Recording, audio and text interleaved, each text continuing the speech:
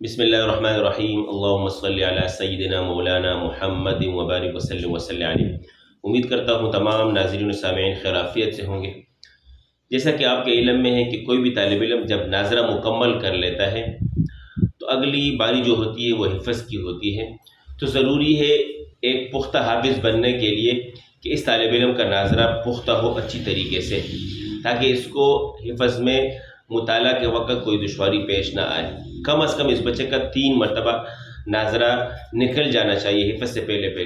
لیکن ہم نے یہ بھی دیکھا ہے کہ بسا اوقات اس کے ناظمین حضرات یا اس کے سرپرست احباب اس بچے کے جب 5 سے 6 پارے یا 10-12 پارے ناظرہ کے ہوتے ہیں تو ان کو اس کے اساتذہ کرام یا ناظمین یا اس کے سرپرست احباب حفظ میں بھیج دیتے ہیں، تو اس وقت چونکہ ان کے اساتذہ کو پریشانی ہوتی ہے یا بسا اوقات اس بچے کو خود بھی پریشانی ہوتی ہے حفظ میں، اس کو سبق یاد نہیں ہوتا، سبق یاد ہوتا ہے سبکی میں کمزوری آ جاتی ہے یا منزل میں کمزوری آ جاتی ہے، تو اس ساری کمزوریوں کو دور کرنے کے لیے میں نے ایک بہترین ترتیب نکالی ہے۔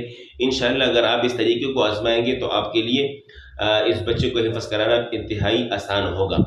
وہ ترتیب یہ ہے کہ 2 باتیں آپ نے ذہن نشین کر لینی ہے، اپنے ذہن میں بٹھا لینی ہے۔ سب سے پہلا کام آپ نے یہ کرنا ہے کہ اس بچے کے آپ نے 20 اسباق کے نشانات لگا لینے ہیں۔ سمجھے یہ بچہ سورۃ التحریم پڑھ رہا ہے اور مکمل ہونے والی ہے، سورۃ الطلاق کے نشانات لگا لے، 1 سبق 2 سبق 3 سبق اس طریقے سے، اور سورۃ التغابن کے اگر 20 اسباق میں یہ 2 صورتیں آ جاتی ہیں تو ٹھیک، نہیں تو پھر آگے بھی 20 اسباق آپ نے نشانات لگا لینے ہیں، ٹھیک ہے۔ یہ آپ نے نشانات لگا لیے ہیں۔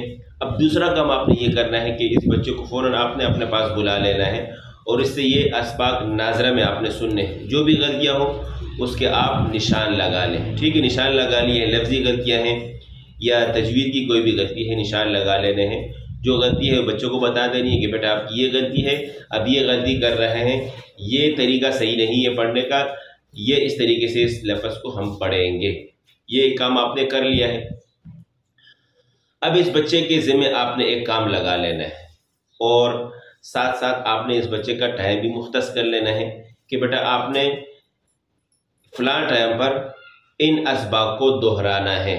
کوئی بھی اب ٹائم آپ کے پاس جو بھی مناسب ہو۔ میری اپنی ترتیب یہ ہے کہ میں نے ان کے لیے ظہر کے نماز کے بعد جیسی کلاس لگتی ہے فوراً میں نے یہ ٹائم ان کے لیے مختص کر لیا ہے کہ آپ نے ان 20 اسباق جو ناظرہ میں نے سنے ہیں ان کو آپ نے اپنے ساتھ دہرا لینا ہے۔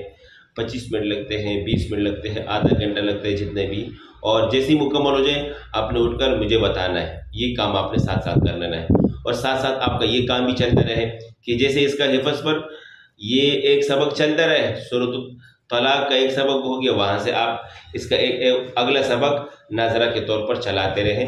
یہی ترتیب آپ پورے پارے میں قائم رکھیں اور پھر اس طریقے سے جیسی پارہ مکمل ہو پھر آگے 20 اسباق، اس کو آپ نے اس طریقے سے لے کے چلنا ہے۔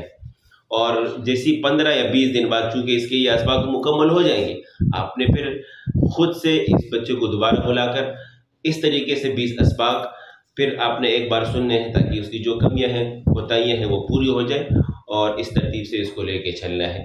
یہ ترتیب آپ اپنی کلاسوں میں آزمائیں، جو بچے ناظر جن کا کمزور ہے، انشاءاللہ آپ کو اس سے کافی فائدہ ہوگا۔